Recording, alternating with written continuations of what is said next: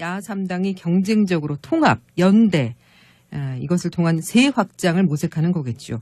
그 중심에 지난 대선에서 패배한 3명의 후보들이 있습니다. 홍준표, 안철수, 유승민. 방향은 비슷한데 강론으로 들어가선 조금씩 다른 생각들이 감지되기 때문에 과연 성사가 되겠느냐. 성사가 된다면 한국 정치사에 전에 없던 개혁적 통합으로 기록이 될 테지만 지금 상황으로 봐선 찻잔 속의 태풍에 그칠 공산이 더 커 보입니다.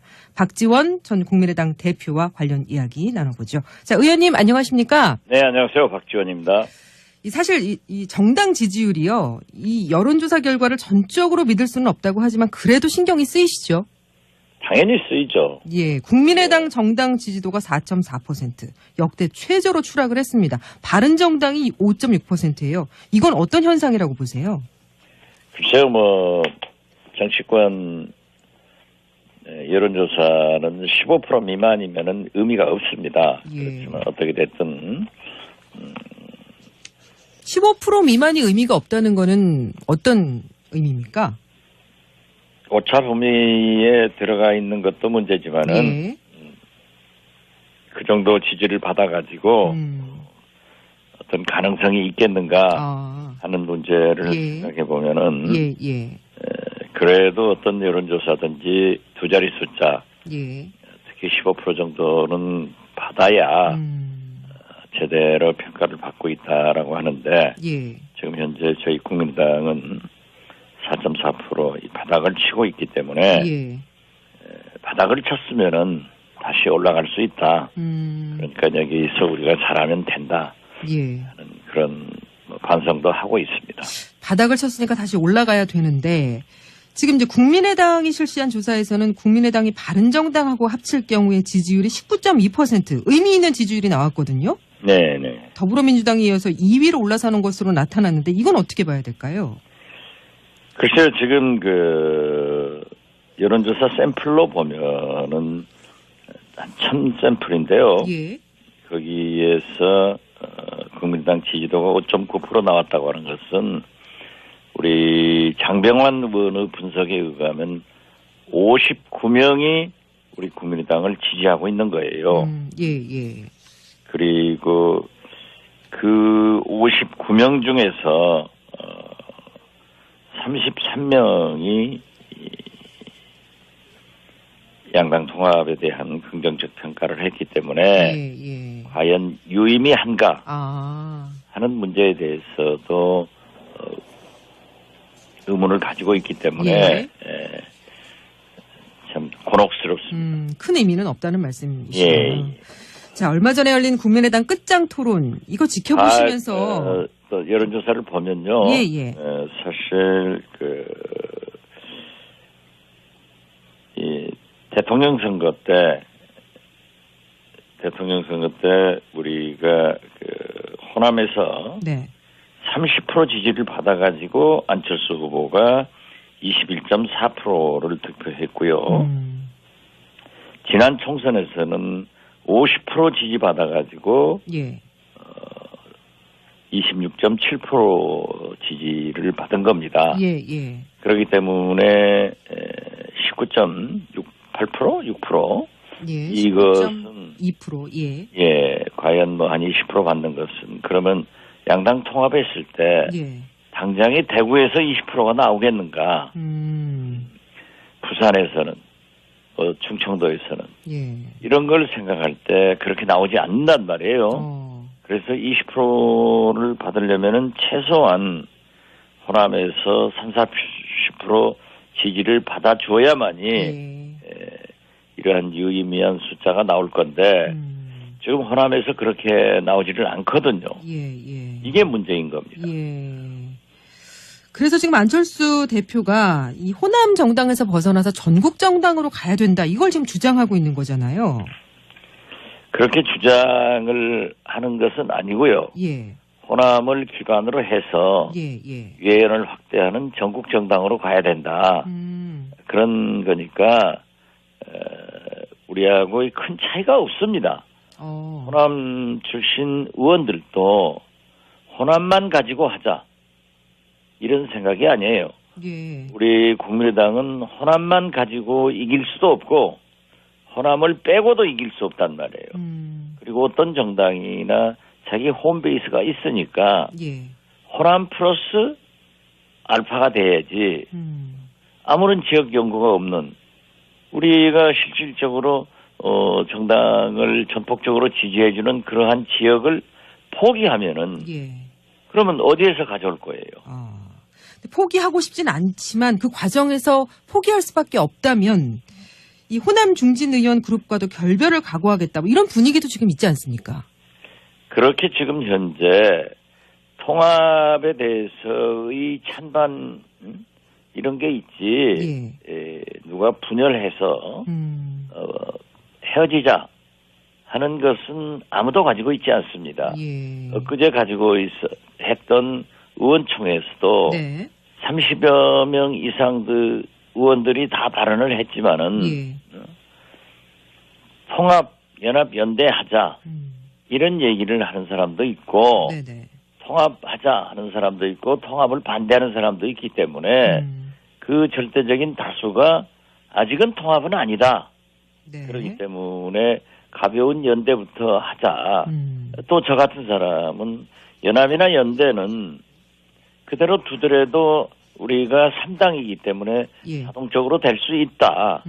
이렇게 보고 있기 때문에 어떻게 됐든 절대적 다수가 통합을 반대하는 것만은 사실이에요. 그런데 안철수 대표께서는 통합을 지금 현재 그 추진을 하고 있단 말이에요. 그러면서 의원총회에서 의원들의 반대가 절대 다수이기 때문에 아무래도 의원이 적으면은 원외 위원장이 많잖아요. 그렇죠. 195명. 거기에서 논의를 하자. 그래서 어제도 논의를 해가지고 거기에서는 통합 반대, 통합 찬성이 더 많았다고 그래요. 그러나 절대적 반대자도 또 있고 그리고 이제 의원총회는 의결기관이 아니다. 당에서 당무회의나 중앙이나 전당원, 전당대회가 의결기관이다. 옳은 말이에요. 의원총회가 의결기관이 아닙니까? 그건 글쎄요. 지금 현재 당헌 당규상에는 어떤 정당이든지 민주당이건 한국당이건 바른정당이건 정식 의결기관은 최고회의, 당무회의, 중앙위, 전당대회예요. 최고 의결기관은 전당대회란 말이에요.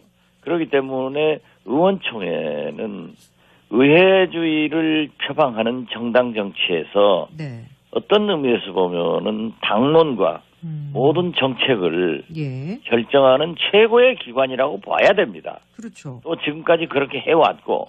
그런데 이게 이제 통합의 의원총회에서 불리하니까 그렇게 얘기하는 것은 당 대표가 할 말씀이 아니죠. 그러니까 의원총회에서 대다수 의원들이 통합에 반대를 하니까 원내가 아니라 원외에 호소하고 의지하려 한다. 이런 말씀이신 거죠? 또 그런 것으로 해석을 하는데요. 그것은 있을 수가 없는 겁니다. 근데 안철수 대표의 머릿속이 좀 궁금합니다. 안철수 대표의 생각. 양극단 세력으로부터 중도를 지켜내겠다. 김영삼, 김대중 전 대통령도 못했던 영호남 통합의 상징이 될 것이다. 이건 어떤 속내라고 해석을 하십니까? 그렇게 이루어지면은 얼마나 좋겠어요. 그렇기 때문에 안철수 대표도 또 부분적으로 높이 평가합니다. 왜냐하면 이번 당내 여론조사에서 야권 지도자로서 1번이 유승민 의원이 26.2%, 홍준표 대표가 18.2%, 안철수 대표가 14.5%로 가장 밀리는 것으로 조사가 가장 밀리는 것으로 나왔지만은 그렇더라도 사실대로 발표하자 하는 것은 참 높이 평가해요. 그렇지만은 과연 그러한 것이 나타나고 있느냐? 아까 제가 말씀드렸던 대로 불과 33명의 국민 1000명 중에서 33명이 그렇게 했다고 하면은 되겠는가? 그리고 우리의 경험상 총선과 대선 때 지지도를 볼 때는 그래도 호남에서 압도적으로 나와줘야 되는데 지금 통합이다. 또 문재인 대통령이 원체 잘하잖아요. 예. 그렇기 때문에 지금 현재 우리가 형편없이 밀려 있는 건 사실이란 말이에요. 예. 또 호남 같은 경우에는 대개의 국민들은 적폐청산에서 굉장히 후한 점수를 문재인 대통령한테 주고 있는데 그렇죠. 이걸 갖다가 안철수 대표가 비난하니까 더 떨어지고 있는 것도 사실이에요. 예. 그렇지만 저희가 볼 때는 오늘 또 아침 조간신문을 보면은 그런 게 많이 나와 있습니다만은 과연 세월호 미수습자 가족 5가족이 장례를 하려고 하는데 그러한 시신 일부를 발견하고 은폐시켜버리는 것. 유골의 일부를. 그렇죠. 유골에. 그 다음에 지금 인사 문제로 계속 문제가 되고 있는 것. 또 최저임금이고 비정규직이고 누가 반대하겠습니까? 그렇지만은 현장에서는 엄청난 갈등이 일어나고 있잖아요. 그렇죠.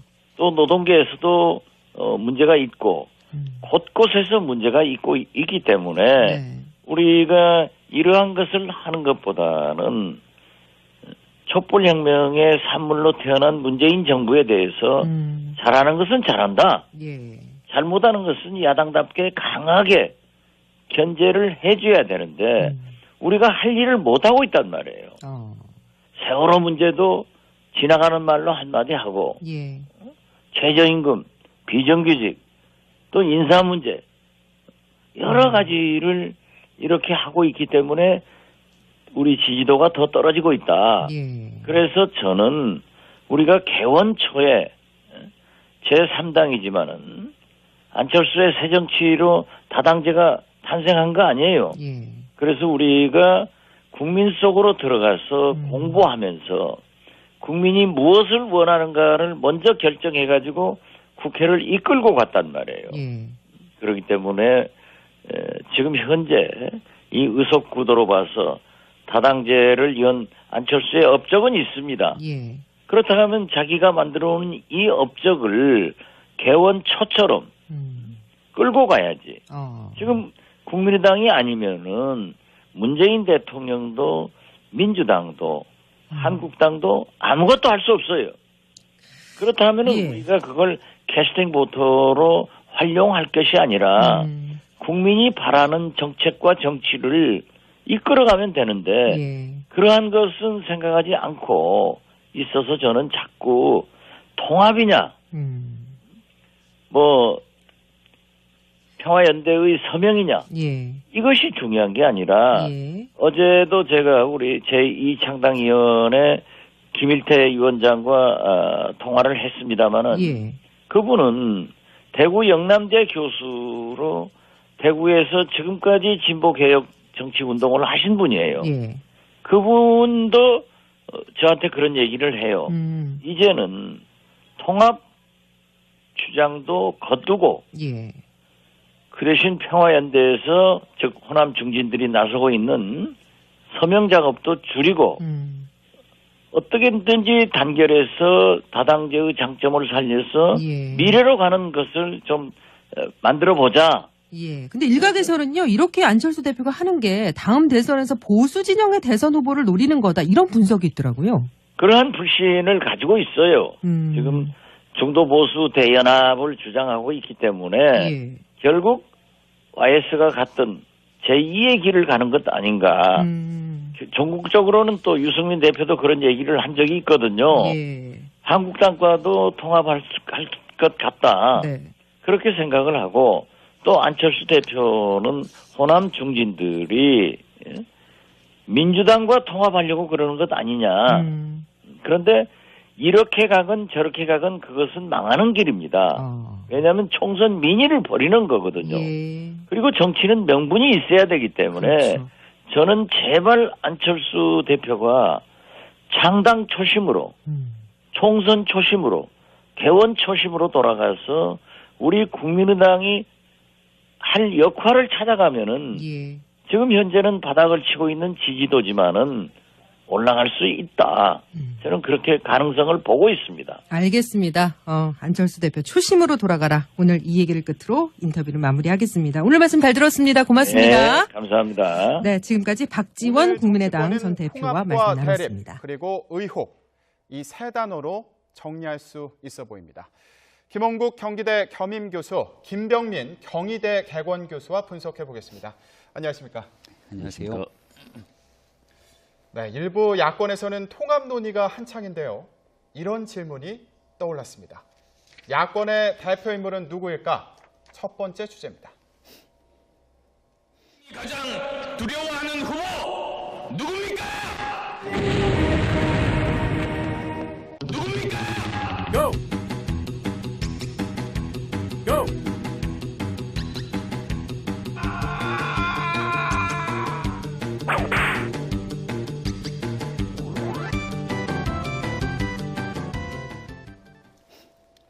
네, 설문조사에서 야권의 대표 인물로 바른정당의 유승민 의원이 꼽혔습니다. 홍준표 대표가 2위고요. 네. 안철수 대표는 3위에 머물렀습니다. 어떻게 봐야 될까요? 심지어 이 조사를 국민의당에서 자체적으로 한 조사이기 때문에 더 충격이 컸다 이런 얘기가 드리는 거고요.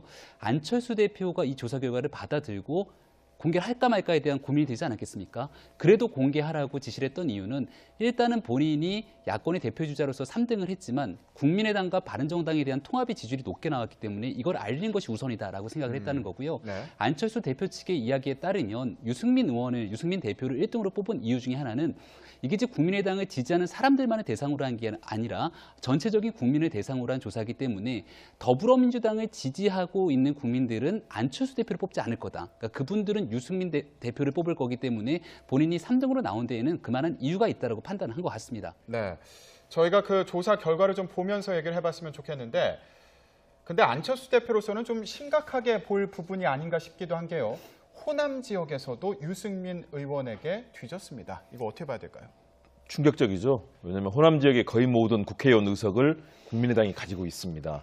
다시 말해서 호남 지역의 그동안의 맹주는 안철수 대표다라고 스스로 주장을 해왔습니다. 물론 문재인 대통령의 실제 지지율이 더 높지만은 그럼에도 불구하고 국회를 움직일 수 있는 의석수라든가 이런 부분을 봤을 때는 역시 핵심적인 지지 기반이거든요. 네. 그런데 호남 지역에서 안철수 대표가 24.5% 그리고 안철수 대표는 21%입니다. 그리고 유승민 대표가 24.5%입니다. 다시 말해서 핵심 지역에서 더군다나 의석도 없고 아무런 정치적 지지 기반도 없는 유승민 의원이 사실상 야권의 대표주자가 되어 있는 것이 호남의 민심이라 이것은 결국은 안철수 대표에게는 굉장히 큰 고민이 될 수밖에 없는 지점인데요. 네. 결국은 호남 지역에서 이제는 지난 대선뿐만 아니라 차기 이후까지도 안철수 대표에 대한 그런 지도자로서의 이미지 다시 말해서 문재인 대통령 이후에 과연 누가 국가를 이끌 것인가 하는 지도자를 고르는 과정에서도 국민들 특히 호남 지역 유권자들마저도 지금 등을 돌리고 있다. 왜냐하면 지지율도 국민의당이 지금 많이 하락한 그런 추세거든요. 네. 이런 측면에서 안철수 대표로서는 굉장히 고심이 되는데 그럼에도 불구하고 뭔가 지금의 상황에서 변화를 만들어야 되겠다는 강한 의지가 현재 통합 드라이브를 걸게 하는 그런 원동력이 되는 것을 보이는데요. 그러나 이것은 자칫하면 안철수 대표의 정치적인 그런 지지 기반까지도 허물 수 있다는 점에서 상당히 위험한 국면이라고 보여집니다. 네, 교수님. 네. 이번 조사 결과가 바른정당과의 통합을 주장했기 때문일까요? 아니면 이런 상황 때문에 안철수 대표가 통합을 주장하는 걸까요? 그러니까 두 가지가 같이 맞물려 있다고 볼 수가 있는 거죠. 그러니까 안철수 대표는 당대표가 되고 나면 국민의당의 지지율이 한껏 오를 거라고 장담을 했던 것 같습니다. 그렇기 때문에 전당대회에서 대선 패배한 직후에 책임을 져야 된다라는 여론이 있었음에도 불구하고 전당대회에 출마를 했지만 시간이 지나고 나서도 안철수 대표에 대한 리더십은 회복이 되지 않거든요. 그렇다면 지금 국민의당의 안철수 대표 체제로 내년 지방선거를 치러낼 수 있겠는가에 대한 의문이 생기게 되는 거고요. 네. 만약에 지금 안철수 대표가 야당의 대표 주자로서 지지율 1위를 굳건하게 달리고 있고 국민의당의 지지율이 생각보다 높게 나타나고 있다라면은 바른정당과의 통합을 절대로 추진하진 않았겠죠. 그러니까 지금의 위기 상황을 극복할 수 있는 단 한 가지 방법은 바른정당과의 통합을 통해서 판을 한번 흔들 필요가 있는 거고 네. 정계를 3당 구도로 개편한 뒤에 양극단에 지쳐 있는 중간의 유권자의 표심을 다잡는 것 이거 하나가 이제 마지막 남은 방법이라고 생각하는 것 같습니다. 네. 아까 김 교수님도 말씀하셨지만 이번 조사에서 좀 유의미해 보였던 부분이 바른정당과 통합을 하면 제1야당으로 우뚝 설 수 있다. 이런 조사 결과가 나왔는데 이게 한편으로는 야당 대표주자 자리를 뺏긴 상황에서 안철수 대표에게 이런 결과가 의미가 있을 것인가 이것도 좀 궁금하거든요. 그렇습니다. 일단 제1야당이 될 수 있다. 두 당이 합하면은 19.2%로 더불어민주당이 이제 47.5%죠. 2위가 되는 거죠. 자유한국당이 제2야당이 되는 셈이 되거든요. 그런데 문제는 과연 이것이 현실 정치를 바꿀 수 있을 것인가. 실제 국회는 의석수로 움직이는 것 아니겠습니까? 그렇다면 국회에서 움직임은 결국은 바른정당의 일부가 탈당을 하고 균열이 되더라도 뭐 50석이 안 되는 그런 상황이 될 겁니다. 그렇다면 현실적으로 과연 현재의 위상과 어떤 변화가 있을 것인가. 더군다나 국민의당이 이렇게 분열하는 상황, 내부 분열이 있는 상황에서요. 그리고 지자체 선거를 겨냥하더라도 실제 현재 지금 호남 지역의 이 지지율을 본다면 더불어민주당이 64%고 국민의당이 11%입니다. 네. 그러면 과연 지자체 선거에서 유의미한 어떤 득표와 또 어떤 당선자를 낼 수 있을 것인가. 네. 결국은 내년 지자체 선거와 이후에 국회의원 선거, 대선까지 국면을 봐야 되는데 지지율이 제1야당이 올라서는 것으로서는 현실 정치의 변화를 이끌어낼 수 없다는 것. 그리고 네. 현재 국민의당과 안철수 대표가 과연 국민들에게 희망을 줄 수 있는 대안정당 그리고 차기에 뭔가 국정을 이끌 수 있는 안정적인 이미지를 가지고 있느냐. 도리어 현재 분열되는 양상에 호남 지역의 지지 기반이 깨지고 호남 지역 의원들이 만일의 경우 탈당을 하거나 이런 분열의 상황이 될 때는 안철수 대표로서는 사실상 완전히 정치 기반이 허물어진다는 점에서 지금 네. 상황은 사실은 계산하고 실제 현실은 더욱더 냉혹하게 차이가 날 가능성이 있다는 점에서 굉장히 심각한 상황입니다. 네.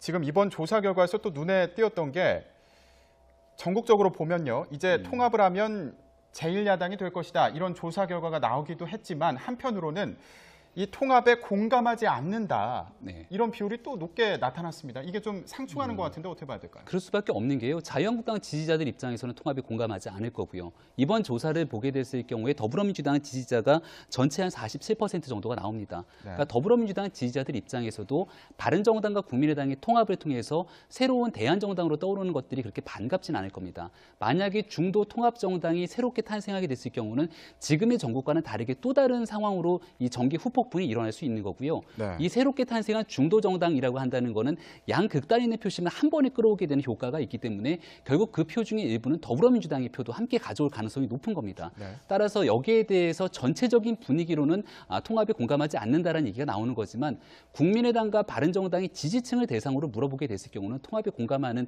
분위기가 훨씬 높게 나타나지 않을까 이렇게 생각합니다. 네네. 저희가 아까 그 조사 결과를 좀 보여드렸었는데 다시 보면서 얘기를 해보면요. 아까 말씀하셨지만 호남 같은 경우에는 좀 상황이 달랐습니다. 이 통합과 관련해서 좀 반대 여론이 많은 것으로 보이는데 박지원 전 대표 같은 경우에도 이 국민의당이 호남과 결별해서는 답이 없다. 이렇게 주장하지 않았습니까? 그렇습니다. 지금 호남 지역의 의원들이 사실은 반대 입장을 표명하고 있고 통합에 대해서는 굉장히 강하게 비판적인 입장을 내보이고 있습니다. 그 이유는 바로 그거죠. 바른정당과 유승민 대표의 기본적인 정치적 포지션이 그동안 햇볕 정책에 거의 폐기를 요구하고 있었고 호남의 지역주의라는 표현을 썼습니다. 사실은 그동안 이런 지역주의 감정에서 호남이 피해자였다는 그런 평가를 역사적으로 받지 않습니까? 네. 그런 측면에서 호남 지역의 유권자들이나 호남 지역 의원들은 바른정당과의 이런 전격적인 통합을 받아들일 수 없다.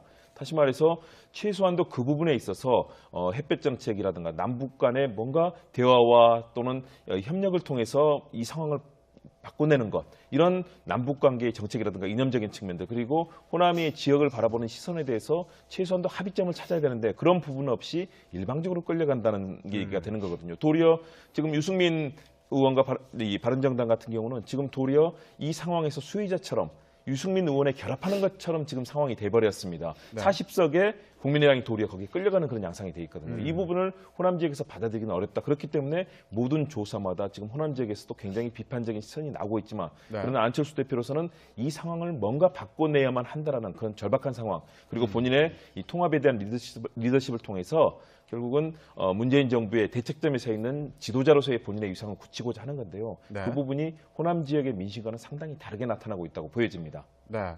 교수님, 지금 국민의당 내부에서 양분된 목소리가 좀 극에 달하고 있는 것 같은데 네. 결론은 어떻게 날까요? 그러니까 결론은 지금 있는 40석의 국민의당과 11석의 바른정당이 그대로 통합했을 경우의 시너지 효과가 높게 나타난다는 건데 그럴 확률은 극히 낮습니다. 왜냐하면 국민의당의 의견이 워낙이나 다르고요. 특히나 안철수 대표의 통합론을 주장하고 있는 분들이 계시지만 또 한쪽에서는 정동영 의원처럼 굉장히 개혁적인 주장을 하고 계신 분들이 있는데 네. 정동영 의원의 그런 생각과 그런 바른정당 유승민 대표의 생각과 같이 공통적인 교집합을 찾을 수 있겠는가 하면 그렇지 못할 겁니다.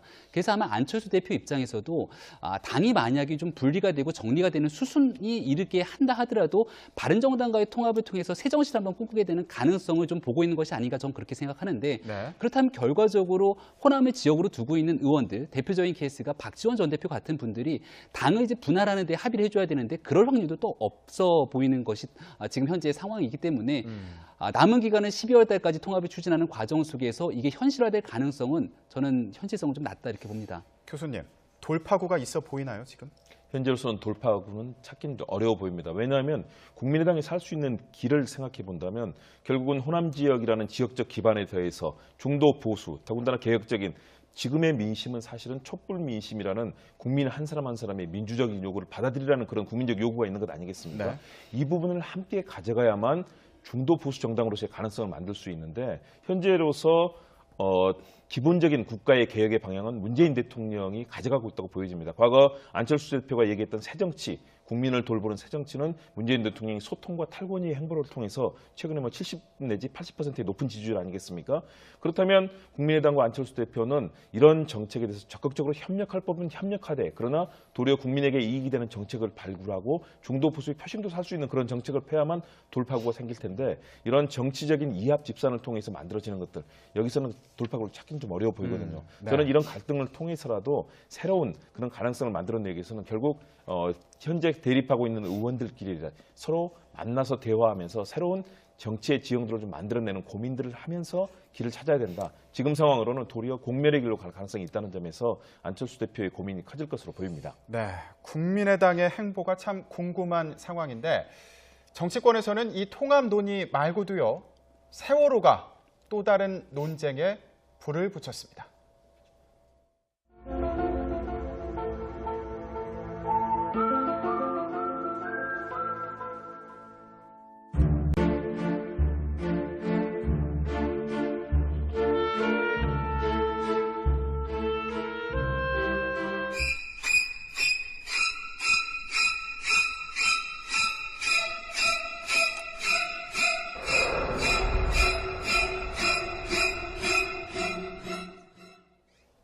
네, 홍준표 대표 세월호 6월 은폐 120시간이란 말을 만들었습니다. 6월 은폐 논란을 지금 야권에서는 세월호 7시간 의혹과 계속 연관지어서 얘기하려고 하는 것 같아요. 자유한국당을 비롯한 야당들 대다수가 나서서 이 문제를 비판하고 있습니다. 심지어는 더불어민주당 내에서도 그리고 문재인 대통령도 있을 수 없는 일이라고 비판하고 있기 때문에 네. 여기에 대한 문제 제기는 충분히 가능하다 이렇게 보이고요. 다만 이제 한국당에서 문제를 제기하고 있는 것이 세월호 유가족들 입장에서는 굉장히 좀 비판적이고 굉장히 좀 불편하게 다가올 수 있다라는 시각이 있다면 네. 한국당이 이 문제를 정치적 쟁점화하는 것은 좀 지양해야 할 필요가 있지 않을까라는 생각이 들고요. 결국 이 문제의 핵심이라고 하는 것은 유고를 발견했으면 그 애타게 유고를 기다리고 있는 미수습자 가족들에게 가장 먼저 안내를 해야 되는데 이 사실을 알리지 않은 채로 장례가 다 치르고 난 뒤에 이제 언론을 통해서 이 문제가 보도됐던 문제가 발생하는 거라 과연 어디에서부터 이 문제가 꼬인 것인가 그리고 이거를 혹시나 장례를 치르기 위해서 의도적으로 문제를 누락시킨 것은 아닌가가 핵심이기 때문에 네. 여기에 대한 보고 누락 의도성에 대한 문제 이 부분을 먼저 살피고 밝혀내는 것들에 집중해야 될 필요가 있다 저는 이렇게 생각합니다. 그러니까 어떻게 해서 이런 일이 벌어진 건지 좀 면밀히 조사를 먼저 네. 해야 된다. 이런 취지로 이제 설명을 해주셨는데 야권에서는 김영춘 해수부 장관 사퇴해야 되는 거 아니냐 이런 주장까지 나왔습니다. 이게 사퇴할 만한 사안인가요? 어떻게 보십니까? 정치적으로 정치권에서 어떤 얘기도 할 수는 있습니다. 그런데 현재 사안이 과연 사퇴를 할 만한 그런 중대한 사안이냐, 국민을 기만하고 또 제 역할을 국무위원으로서 못한 것이냐를 봤을 때 그 부분은 저는 좀 더 조사 내용을 지켜볼 필요가 있다고 봅니다. 네. 왜냐하면 이번 사안에서 일부에서는 은폐 의혹이라고 하기도 하고 또 일부에서는 보고 누락이라는 얘기도 합니다. 왜냐하면 굉장히 복잡하거든요. 유족들도 미수습자 가족이 있고 수습자 가족이 있어서 뭐 이 부분에 있어서는 일부에서는 일부러 유족 측에서 이런 사안이 발생했을 때 좀 언론에 알리는 것을 좀 시간을 지체해달라는 그런 부탁이 있었다는 새로운 내용도 지금 나오고 있거든요. 네. 그런 측면에서 이 사안이 과연 왜 첫 사안이 발견이 됐을 때 3일 동안 장관에게 제때 보고가 되지 않았고 장관은 왜 이틀 동안 이 사안을 대통령에게 보고하지 않았는가. 국무위원으로서 장관이 이를 책임지고 수습해야 될 책임이 있는 위치에 있기 때문에 그 부분에 대해서 저는 정확한 경위를 좀 파악하는 것이 중요하고요. 만일에 그 과정에서 정말로 국민을 기망했거나 국민을 속였거나 또는 유족들에게 지금 모든 사안은 유족들의 입장에서 바라봐야 되거든요. 그동안에 이 내용들이 국정농단과 박근혜 전 대통령의 이 세월호 이 7시간의 의혹들에 대한 그것이 바로 국가가 제때 국민의 아픔을 돌보지 못하고 역할을 하지 못한 부분에 대한 그런 국민적인 질책 아니겠습니까? 그렇다면 해양수산부가 그 역할을 못했다면 왜 그런 상황이 발생했는지 장관은 과연 어떤 판단을 했고 대통령의 최종 보고 시점까지 어떤 일이 있었는지를 파악해야 되고요. 네. 또 현장의 공무원들의 역할도 다시 한번 짚어봐야 될 겁니다. 그런 내용에 대한 정확한 확인 없이 자꾸 질책하고 이런 부분들이 자칫하면 최근에 뭐 JSA 사건에서 대대장 문제를 놓고 얼마나 오락가락한 그런 정치권의 질책이 있었습니까? 이런 상황이 반복되지 않기 위해서는 저는 명확한 팩트와 사실 확인이 필요하고요. 혹시라도 잘못된 부분이 있었다면 그것은 당연히 책임지고 또 질책을 받아야 할 일이라고 보지만 장관 사퇴까지 이 시점에 얘기하는 것은 조금 빠르다고 봅니다. 네. 사퇴 요구는 이르다 이렇게 말씀을 하셨는데 그럼에도 불구하고 일부에서는 지금 장관이 취임한 지 5개월이 지났는데 조직을 장악을 못한 거 아니냐 이런 지적도 있습니다. 일각에서는 이 문제가 불거지게 된 김현태 이 부단장을 비롯한 관계자들이 박근혜 정부 시절에 세월호 조사에 문제가 있었던 사람들이다라고 해서 또 적폐가 아니냐라는 얘기까지 나오고 있는 상황입니다. 네. 일부 세월호 유가족들 입장에서는 그렇게 얘기하지 마라. 적폐라기보다 정말 고생이 많았던 인물들이기 때문에 누군가에 대한 공무원들의 적폐를 규정한다면 누가 이 세월호 현장에 와서 애써서 일을 하려고 하겠느냐라는 또 반론도 있습니다. 그런 과정들을 다 떠나갔고 이미 문재인 정부가 취임한 지 6개월이 지났습니다. 그렇다면 지금 있는 상황에서의 공무원은 전임, 그러니까 박근혜 전 대통령 시절에 어떤 위치와 역할에 있었던지 상관없이 문재인 정부의 공무원들이고 해수부 김영춘 장관의 지위를 받게 되는 공직자들이거든요. 네. 그러니까 이 문제를 이제 전 정권의 문제와 연결하고 연부시켜서 생각할 문제는 아니다라고 이제 말씀을 좀 드리고 싶은 거고요. 네. 지금 가장 핵심적인 문제는 17일에 처음에 이 사건, 그러니까 6호를 발견했고 해수부 장관에게 이 문제가 보고됐던 게 20일이라고 이제 얘기가 나오고 있는 건데 그렇다면 김영춘 장관이 20일에 뒤늦게 이 문제를 보고받았다면 그때 신속하게 문제를 해결하기 위한 조치가 있었어야 되는데 그 조치가 이루어지지 않은 상태로 언론에 보고가 나오고 일파만파 일이 커진 네. 겁니다.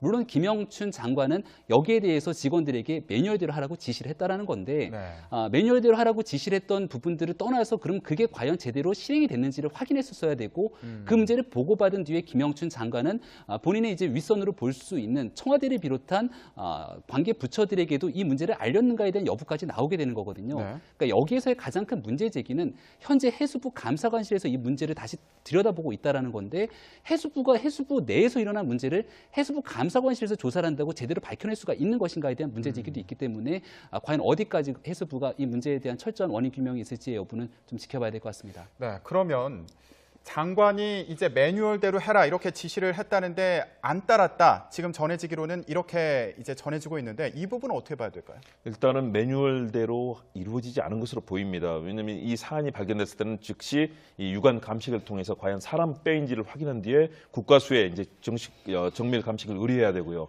그 결과를 통해서 이것을 장차관에게 보고하고 또 선체조사위원회 그리고 유가족들 또 언론 등에 알리도록 하는 그 매뉴얼 과정이 있거든요. 그렇다면 그 기간이 일단 빠져 있는 건데요. 일단은 우리 정부의 이 관료 시스템에 어쨌든 문제가 있을 수가 있습니다. 왜냐하면 현장에서 장관에게 제때 보고가 되지 않고 아무리 유족의 부탁이 있었더라도 이것은 분명하게 장관에게 보고가 되고 네. 국무위원으로서 이 상황을 수습해야 될 책임이 있는 거거든요. 그런데 이 부분이 누락이 됐다면 이 부분에 대한 역시 보고가 누락이 된 부분에 대한 책임을 져야 될 거고요. 또 이 사안에 대해서 가장 중심에 있는 것은 결국 유족이다. 유족들에 대해서 그런 배려를 하고 유족들이 오랜 기간 동안 정말 가슴 아프게 그런 상처를 안고 마지막 장례까지 치르게 되는 상황이 있지 않습니까? 이 상황에서 그 유족들을 배려하면서 이 상황을 해결해 나가야 되는데 그런 부분까지 이루어지지 않았다는 것들은 분명하게 지적받을 점이 있다. 그리고 이런 부분을 사실은 정치적으로 자꾸 지나치게 나가기보다는 국회에서는 엄정하게 사실 확인을 통해서 책임을 져야 될 사람이 누구인가, 그리고 만일의 경우 여기에 대해서 질책을 받아야 된다면 왜 이런 일이 생겼는지에 대해서 정확한 그 지점을 얘기를 해야 되는데 네. 현재는 자칫하면 정치적 공방으로 흐를 가능성들, 특히 자유한국당의 홍준표 대표까지 이렇게 지나친 발언들, 120시간이니 7시간 비교는 이거 뭐 국기문란 국정농단과 현재 상황을 비교한다는 것은 사실은 저는 전혀 이 언어 도단의 상황이 아닌가. 네. 좀 더 진중하게 접근해서 우리 정치권이 국민의 신뢰를 좀 받도록 할 필요가 있다고 보여집니다. 네. 지금 일단 김영춘 장관이 국회에 출석을 했는데 어떤 얘기를 하는지 추가적으로 들어오는 내용이 있으면 저희가 바로 전해드리도록 하겠습니다. 네, 상황이 지금 보면 세월호 6월 은폐 논란이 현 정부에게도 부담이 되지 않을까 이런 생각이 드는데 이런 상황에서 또 다른 폭탄이 던져졌습니다.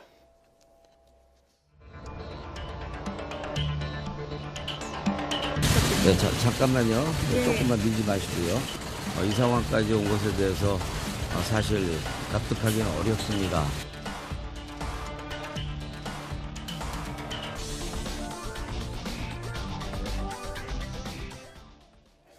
네, 롯데 홈쇼핑에서 재승인을 대가로 뇌물을 받은 거 아니냐 이런 의혹을 받고 있는 전병헌 전 정무수석의 운명이 오늘 밤 늦게 아니면 내일 새벽에 결정될 것으로 보입니다.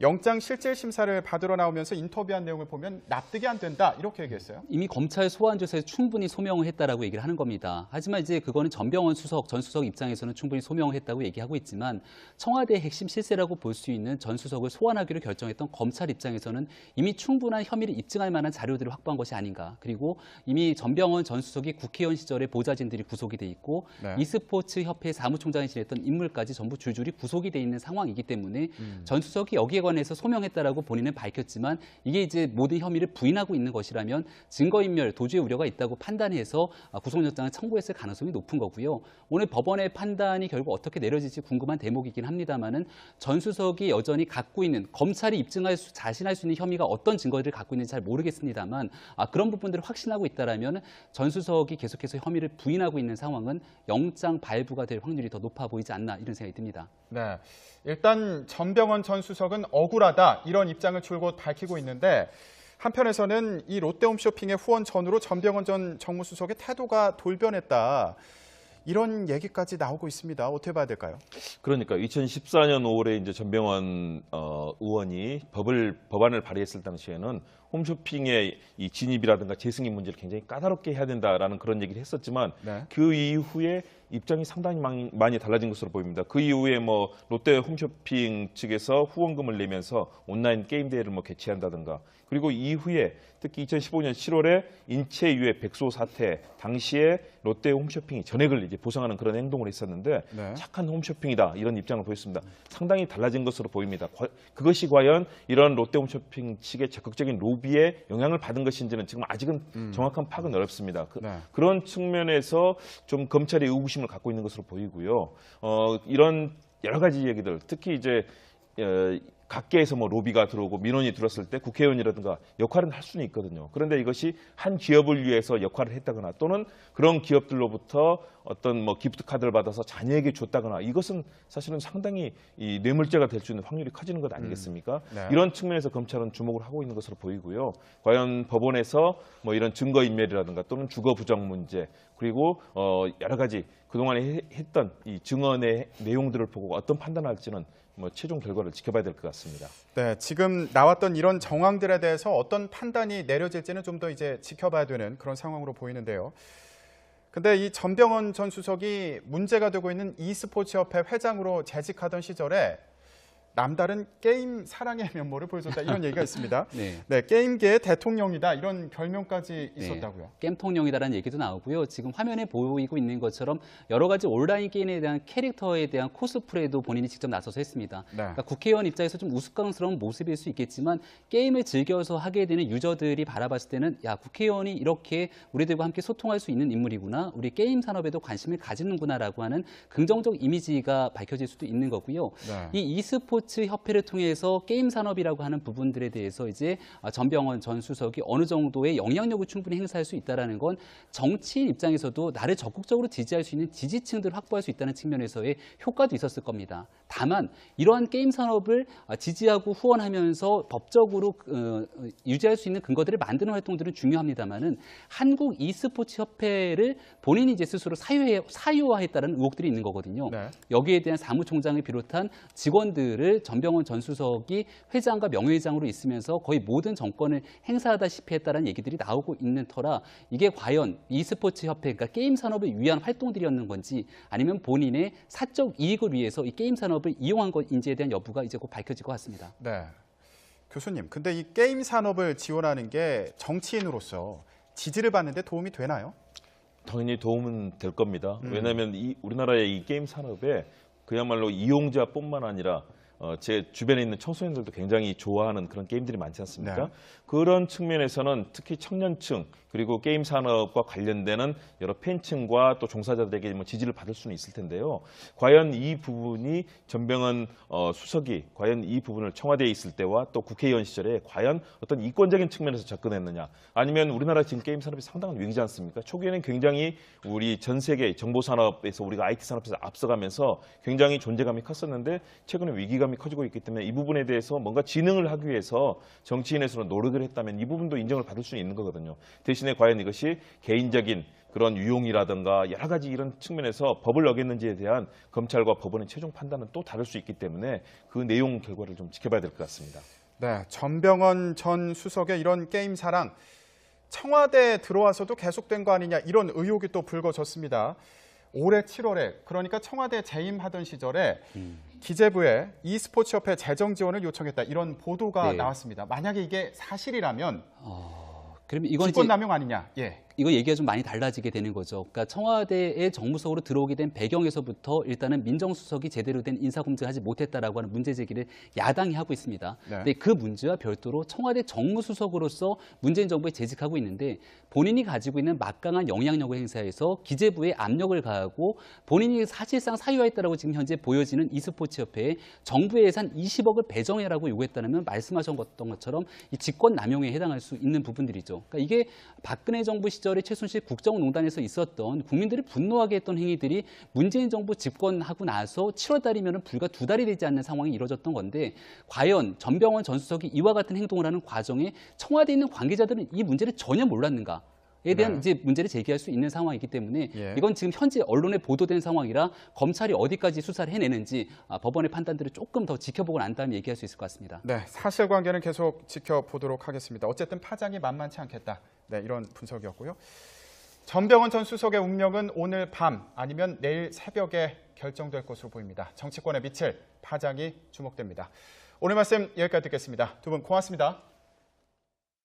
정치에서 네. 어떤 의미에서 보면은 당론과 모든 정책을 예. 결정하는 최고의 기관이라고 봐야 됩니다. 그렇죠. 또 지금까지 그렇게 해왔고. 예. 그런데 이게 이제 통합의 의원총회에서 불리하니까 그렇게 얘기하는 것은 당 대표가 할 말씀이 아니죠. 그러니까 의원총회에서 대다수 의원들이 통합에 반대를 하니까 원내가 아니라 원외에 호소하고 의지하려 한다. 이런 말씀이신 거죠. 뭐 그런 것으로 해석을 하는데요. 예. 그것은 있을 수가 없는 겁니다. 예. 근데 안철수 대표의 머릿속이 좀 궁금합니다. 안철수 대표의 생각. 양극단 세력으로부터 중도를 지켜내겠다. 김영삼, 김대중 전 대통령도 못했던 영호남 통합의 상징이 될 것이다. 이건 어떤 속내라고 해석을 하십니까? 그렇게 이루어지면은 얼마나 좋겠어요. 그렇기 때문에 안철수 대표도 또 부분적으로 높이 평가합니다. 예. 왜냐하면 이번 당내 여론조사에서 예. 야권 지도자로서 1번이 유승민 의원이 26.2%, 예. 홍준표 대표가 18.2%, 예. 안철수 대표가 14.5%로 예. 가장 밀리는 것으로 조사가 가장 됐죠. 밀리는 것으로 나왔지만은 예. 그렇더라도 사실대로 발표하자 하는 것은 참 높이 평가해요. 예. 그렇지만은 과연 그러한 것이 나타나고 있느냐? 아까 제가 말씀드렸던 대로 불과 33명의 국민 예. 1000명 중에서 33명이 그렇게 했다고 하면은 되겠는가? 그리고 우리의 경험상 총선과 대선 때 지지도를 볼 때는 그래도 호남에서 압도적으로 나와줘야 되는데 지금 통합이다. 또 문재인 대통령이 원체 잘하잖아요. 예. 그렇기 때문에 지금 현재 우리가 형편없이 밀려 있는 건 사실이란 말이에요. 예. 또 호남 같은 경우에는 대개의 국민들은 적폐청산에서 굉장히 후한 점수를 문재인 대통령한테 주고 있는데 그렇죠. 이걸 갖다가 안철수 대표가 비난하니까 더 떨어지고 있는 것도 사실이에요. 예. 그렇지만 저희가 볼 때는 오늘 또 아침 조간신문을 보면은 그런 게 많이 나와 있습니다만은 과연 세월호 미수습자 가족 양당 통합에 대한 긍정적 평가를 했기 때문에 예. 과연 유의미한가 아. 하는 문제에 대해서도 의문을 가지고 있기 때문에 예. 참 곤혹스럽습니다. 큰 의미는 없다는 말씀이시죠. 예. 자, 얼마 전에 열린 국민의당 끝장 토론 이거 지켜보시면서 또 여론조사를 보면요. 예. 사실 이 대통령 선거 때 우리가 호남에서 네. 30% 지지를 받아가지고 안철수 후보가 21.4%를 득표했고요. 지난 총선에서는 50% 지지 받아가지고 예. 26.7% 지지를 받은 겁니다. 예. 그렇기 때문에 19.68%, 6%. 예. 이것은 2%. 예, 과연 뭐 한 20% 받는 것은 그러면 양당 통합했을 때 예. 당장에 대구에서 20%가 나오겠는가? 부산에서는 충청도에서는 예. 이런 걸 생각할 때 그렇게 나오지 않는단 말이에요. 그래서 20%를 받으려면은 최소한 호남에서 30-40% 지지를 받아줘야만이 이러한 유의미한 숫자가 나올 건데 지금 호남에서 그렇게 나오지를 않거든요. 이게 문제인 겁니다. 그래서 지금 안철수 대표가 이 호남 정당에서 벗어나서 전국 정당으로 가야 된다. 이걸 지금 주장하고 있는 거잖아요. 그렇게 주장을 하는 것은 아니고요. 예. 호남을 기반으로 해서 유해연을 확대하는 전국 정당으로 가야 된다. 그런 거니까 우리하고의 큰 차이가 없습니다. 호남 출신 의원들도 호남만 가지고 하자 이런 생각이 아니에요.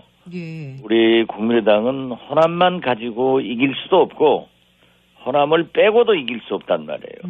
그리고 어떤 정당이나 자기 홈베이스가 있으니까 호남 플러스 알파가 돼야지 아무런 지역 연구가 없는 우리가 실질적으로 정당을 전폭적으로 지지해주는 그러한 지역을 포기하면은 그러면 어디에서 가져올 거예요? 포기하고 5 가족이 장례를 하려고 하는데 그러한 시신 일부를 발견하고 은폐시켜 버리는 것. 유골의 일부를. 그렇죠. 유골에. 그다음에 지금 인사 문제로 계속 문제가 되고 있는 것. 또 최저임금이고 비정규직이고 누가 반대하겠습니까? 그렇지만은 현장에서는 엄청난 갈등이 일어나고 있잖아요. 그렇죠.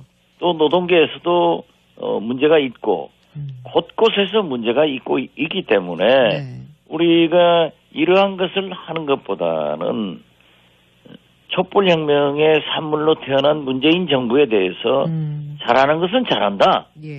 잘못하는 것은 야당답게 강하게 견제를 해줘야 되는데 우리가 할 일을 못하고 있단 말이에요. 세월호 문제도 지나가는 말로 한마디 하고 최저임금, 비정규직, 또 인사 문제 여러 가지를 이렇게 하고 있기 때문에 우리 지지도가 더 떨어지고 있다. 예. 그래서 저는 우리가 개원 초에 제3당이지만은 안철수의 새정치로 다당제가 탄생한 거 아니에요. 예. 그래서 우리가 국민 속으로 들어가서 공부하면서 국민이 무엇을 원하는가를 먼저 결정해가지고 국회를 이끌고 갔단 말이에요. 예. 그렇기 때문에 지금 현재 이 의석 구도로 봐서 다당제를 연 안철수의 업적은 있습니다. 예. 그렇다 하면 자기가 만들어 온 이 업적을 개원 초처럼 끌고 가야지. 지금 국민의당이 아니면은 문재인 대통령도 민주당도 한국당도 아무것도 할 수 없어요. 그렇다 하면은 예. 우리가 그걸 캐스팅 보터로 활용할 것이 아니라 국민이 바라는 정책과 정치를 이끌어가면 되는데 예. 그러한 것은 생각하지 않고 있어서 저는 자꾸 통합이냐 뭐 평화연대의 서명이냐 예. 이것이 중요한 게 아니라 예. 어제도 제가 우리 제2창당위원회 김일태 위원장과 통화를 했습니다마는 예. 그분은 대구 영남대 교수로 대구에서 지금까지 진보개혁 정치운동을 하신 분이에요. 야3당이 경쟁적으로 통합, 연대 이것을 통한 세 확장을 모색하는 거겠죠. 그 중심에 지난 대선에서 패배한 3명의 후보들이 있습니다. 홍준표, 안철수, 유승민. 방향은 비슷한데 강론으로 들어가선 조금씩 다른 생각들이 감지되기 때문에 과연 성사가 되겠느냐. 성사가 된다면 한국 정치사에 전에 없던 개혁적 통합으로 기록이 될 테지만 지금 상황으로 봐선 찻잔 속의 태풍에 그칠 공산이 더 커 보입니다. 박지원 전 국민의당 대표와 관련 이야기 나눠보죠. 자, 의원님 안녕하십니까? 네, 안녕하세요. 박지원입니다. 사실 이 정당 지지율이요. 이 여론조사 결과를 전적으로 믿을 수는 없다고 하지만 그래도 신경이 쓰이시죠? 당연히 쓰이죠. 예, 국민의당 정당 지지도가 4.4%, 역대 최저로 추락을 했습니다. 바른정당이 5.6%예요. 이건 어떤 현상이라고 보세요? 글쎄요, 뭐 정치권 여론조사는 15% 미만이면은 의미가 없습니다. 예. 그렇지만 어떻게 됐든 15% 미만이 의미가 없다는 거는 어떤 의미입니까? 오차 범위에 들어가 있는 것도 문제지만은 예. 그 정도 지지를 받아가지고 어떤 가능성이 있겠는가 하는 문제를 예. 생각해 보면은 예. 그래도 어떤 여론조사든지 두 자리 숫자 예. 특히 15% 정도는 받아야 제대로 평가를 받고 있다라고 하는데 예. 지금 현재 저희 국민당은 4.4% 이 바닥을 치고 있기 때문에 예. 바닥을 쳤으면은 다시 올라갈 수 있다. 그러니까 여기서 우리가 잘하면 된다. 예. 하는 그런 반성도 하고 있습니다. 바닥을 쳤으니까 다시 올라가야 되는데 지금 이제 국민의당이 실시한 조사에서는 국민의당이 바른정당하고 합칠 경우에 지지율이 19.2% 의미 있는 지지율이 나왔거든요. 네네. 더불어민주당에 이어서 2위로 올라서는 것으로 나타났는데 이건 어떻게 봐야 될까요? 글쎄요, 지금 그 여론조사 샘플로 보면은 한 1000샘플인데요. 예. 거기에서 국민당 지지도가 5.9% 나왔다고 하는 것은 우리 장병환 의원의 분석에 의하면 59명이 우리 국민의당을 지지하고 있는 거예요. 예. 그리고 그 59명 중에서 33명이 쉽진 않지만 그 과정에서 포기할 수밖에 없다면 이 호남 중진 의원 그룹과도 결별을 각오하겠다. 뭐 이런 분위기도 지금 있지 않습니까?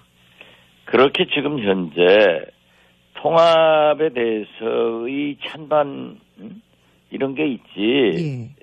누가 분열해서 헤어지자 하는 것은 아무도 가지고 있지 않습니다. 엊그제 가지고 했던 의원총회에서도 네. 30여 명 이상 그 의원들이 다 발언을 했지만은 통합, 연합, 연대하자 이런 얘기를 하는 사람도 있고 네네. 통합하자 하는 사람도 있고 통합을 반대하는 사람도 있기 때문에 그 절대적인 다수가 아직은 통합은 아니다. 네. 그렇기 때문에 가벼운 연대부터 하자. 또 저 같은 사람은 연합이나 연대는 그대로 두더라도 우리가 3당이기 때문에 예. 자동적으로 될 수 있다. 이렇게 보고 있기 때문에 어떻게 됐든 절대적 다수가 통합을 반대하는 것만은 사실이에요. 예.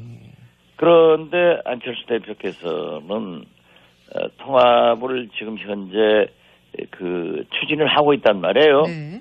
그러면서 의원총회에서 의원들의 반대가 절대 다수이기 때문에 아무래도 의원이 적으면은 원외위원장이 많잖아요. 그렇죠. 195명. 예, 거기에서 논의를 하자.